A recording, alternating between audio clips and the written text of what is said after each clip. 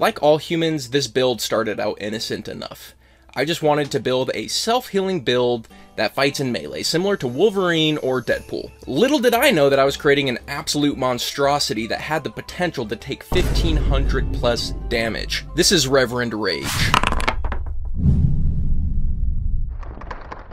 In order to build this build, the only book you need is the 2024 Player's Handbook. I want anybody to have that book to be able to do any build that I'm going to be doing in the near future, and so that's the only book you're going to need for this build. As for our lineage, we're going to be going Dwarf. Dwarf is going to give us a bonus extra HP per level, which is the main thing we're going to be using it for. But they also come with Dark Vision, they also give us some poison resistance, and they also give us some tremor sense, so no one's going to be hiding from us when we're on the hunt. As for our background, we're going to be taking Farmer. Farmer is going to give us strength and constitution, our most important abilities, but also it's going to give us the tough feat.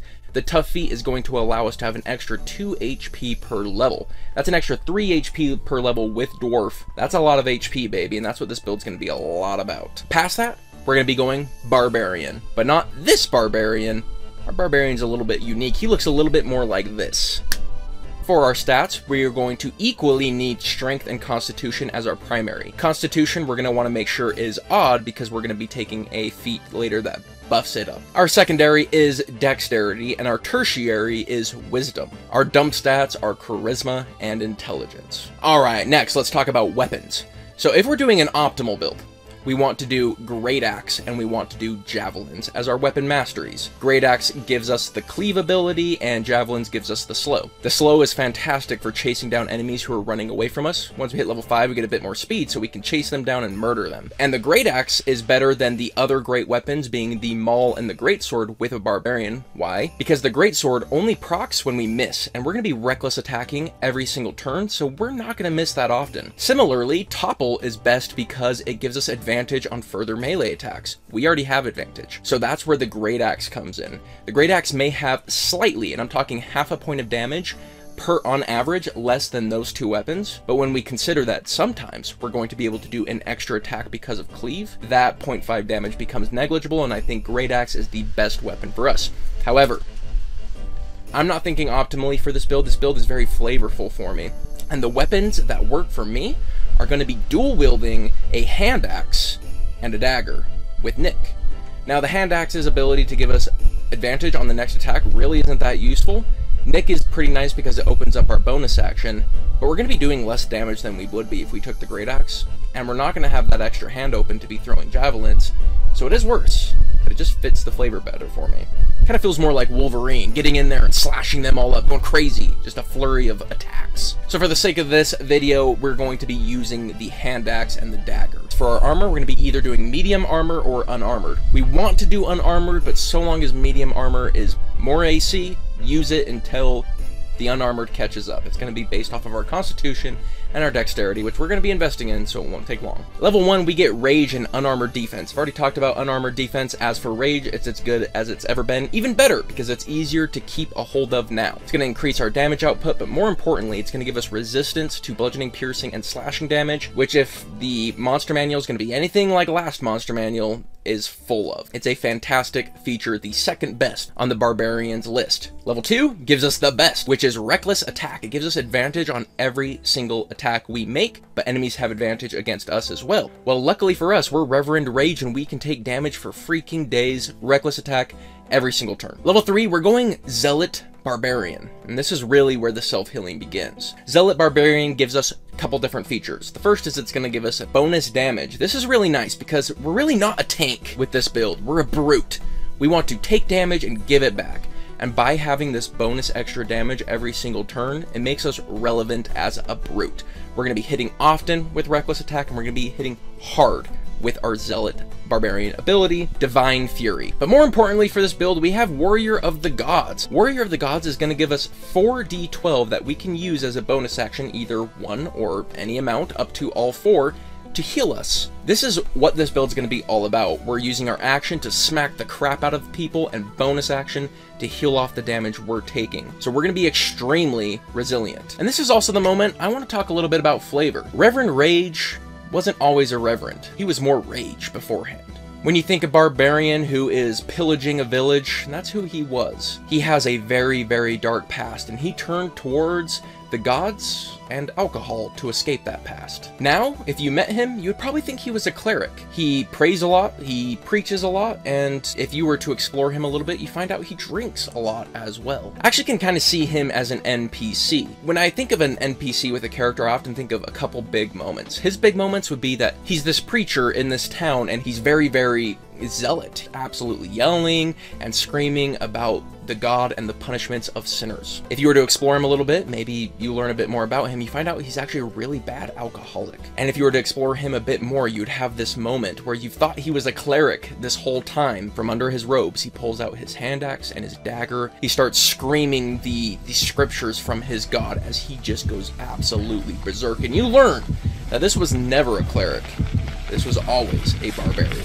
So anyways, yeah, Reverend Rage, I think would be a cool NPC. So that's kind of some flavor for you, but moving on to level 4, we're going to be taking the durable feat. The durable feat is going to give us extra constitution, which gives us more HP, and now we can use our hit die outside of combat as a bonus action to have further self-healing. So we no longer have 4 D12, we now have 8 D12 of healing. Well, what does this mean for us? Assuming we've hit 18 constitution at this level, we're going to have 61 HP with an average of 52 of healing.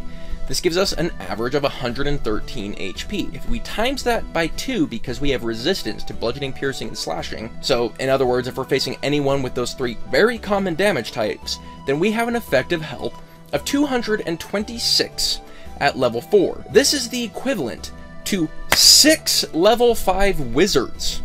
And reminder, we're at level 4. We're already a monster. We are already ridiculously difficult to kill. At level 5, we're going to get extra attack. It's a fantastic feature, better with the great axe, but here we are taking it with our hand axe. We're also going to get fast movement. This is a fantastic barbarian feature. It lets us get to where we need to go, and it lets us chase down enemies, especially when combined with slow javelins, which we don't yet have if we're doing the unoptimal build, which we are. At level 6, we're going to get another zealot feature. This is called Fanatical Focus. Fanatical Focus allows us to remake a save with a rage bonus on top of it when we fail a save. Barbarians' greatest weakness is their saves, their wisdom saves, their intelligence saves, and their charisma saves, especially wisdom saves. So this is a fantastic feature to potentially give us an opportunity to make one of those big saves when we really, really need it, and barbarians often do. Fantastic feature. Not only that, Warrior of the Gods gets a buff here. We get another D12 at this moment from Warrior of the Gods, and we have 6 D12s from our durable feat. So we're sitting at a comfortable 11 D12 per long rest. Now, a quick note here is if we can get a short rest, it's more efficient to do a short rest with our hit dice than it is to just use them as a bonus action, because we get to add our constitution modifier. However, it's also fantastic to be able to use them in a combat where we really need the healing,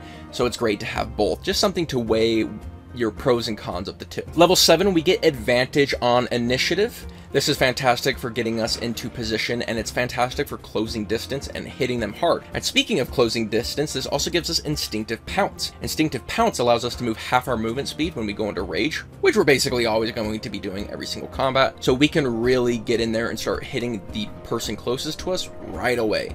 It's fantastic features. Level 8, I'm going to buff Strength.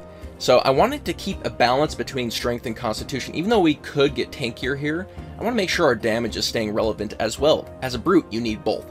So I'm going to bump strength here. Next ASI, I'll bump constitution, then I'll bump strength again, and then only then will I be thinking about feats. Level 9, we get Brutal Strike. Brutal Strike allows us to remove advantage from one of our attacks when we're doing reckless attack to get some benefits. The first extra effect is Forceful Blow. This is going to knock an enemy 15 feet away from us. This gives us a ton of control. We can use it to knock enemies away from a vulnerable ally, or we can use it to knock enemies in to an ally using an area of effect spell or an area of effect spell away from them. Fantastic combo there. It's also great just to take advantage of terrain opportunities. If there's a cliff, knock them off it. If there's a trap, knock them in it.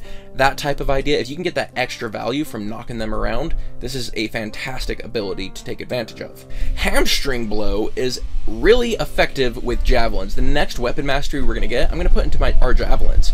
Hamstring Blow plus javelins reduces their speed by 25 feet. That is incredibly crippling, and I want to use that as often as we can. Now, the one time I wouldn't go for these brutal strikes is if I missed both of my axe attacks. because I want to give myself the highest percentage chance of getting that Divine Fury attack off. But if I've already gotten it off, then using it on that Nick attack is a really great time to use it. Knock them flying, hamstring them, or just get some bonus damage. That D10, really worth it to do it there. At level 10, we get Zealous Presence. As a bonus action, we give all of our allies, assuming that we have 10 or fewer allies, advantage on all attacks and all saving throws. This is an incredible bonus action. And how do we increase its value? Well, the more allies you have, the more value it has, and when you're going up against enemies who rely on saves, it gets even better. So spellcasters or dragons or anyone who targets your saves, pop this on your team. It's incredible. It might even be worth using twice, start burning your rages. But if you're just getting the advantage out of it, I wouldn't burn too many rages on this one. Level 11, we get Relentless Rage. When we would be knocked to 0 HP, we get to make a easy Constitution save and get a bunch of HP back. This is a fantastic ability. We are already incredibly tanky, and I promised we were going to get over 1500 HP, potential HP. I'm not even counting this, so it would be more once you count this. The main thing to know about this one is the better your con save, the better this gets. And we have a great con save, and we're going to invest in it further as we go. This is a great ability just to keep in the fight. But here's the thing, is we're so tanky, we're not going to be proccing this often. I would actually say this is worse for us than it is for a lot of barbarians, because we're just never going to get there because we're so freaking tanky. How tanky are we? Well, at this level, we have 159 HP, again, assuming 18 Constitution. We have 104 average healing with our bonus actions. That equals 263. Once we multiply that by 2, if we're facing bludgeoning, piercing, and slashing, we get to 526 potential HP at level 11. This is already crazy, but trust me, it's just going to get crazier. So what happens level 12 and onwards? Well, first, we want to keep bouncing between Constitution and Strength until we have 20 in both. That's pretty essential. Once we're done with both of those, we can consider getting a feat. I'd be looking at something like Sentinel that just helps us be more tanky for our team.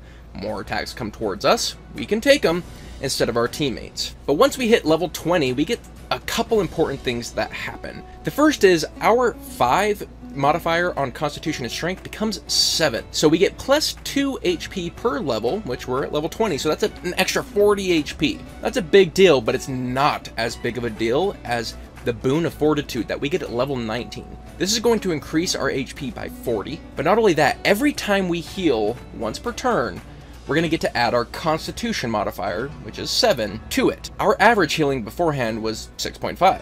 D12, average 6.5. We've over doubled our amount of healing by taking this Boon of Fortitude if we're doing 1 dice per turn. So what does this look like? This looks like 385 base HP with an average of 364.5 average healing for an effective HP of 749.5. Now if we're facing any enemy that does bludgeoning, piercing, or slashing, we double it, getting us to 1,499 effective HP. Well, I promised you 1,500 plus. So where does that 1,500 plus come from? 2 things.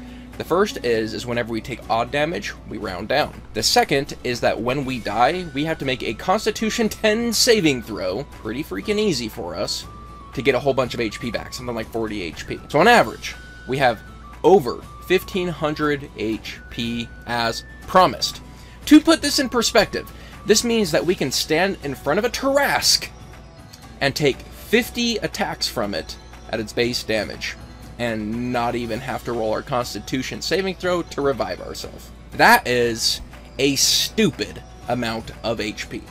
The self-healing archetype was not really a thing in D&D 5e. I mean, you could do it, but it wasn't really martial-esque. This combination allows us to be a martial that can heal an absolute garbage ton of HP, and I think that's really cool. Thank you, the 2024 handbook, for allowing us to do this really cool archetype. As for the flavor of it, I love the idea of us just getting slashed up, and it just knits. You know, it's not something we have to concentrate on, it's just kind of passively, we just heal a ton. Again, very Wolverine or Deadpool-esque. It's a very cool character. I like my flavor that went with it, but what flavor would you guys do? Alright, guys, time for that YouTube moment where I'm telling you, hey, like, comment, and subscribe, but I'm going to do it a little bit more personally than that. I work 2 jobs. I work a full-time job, I work a part-time job, and then I have this job on the side. I literally don't have time off. And I would love to do this for you guys full-time. And what you can do to help me get there is just subscribe and watch the videos if you enjoy them. That's it. That's all I ask. I hope you guys do it. I love you lots, and I'll see you next time. Peace.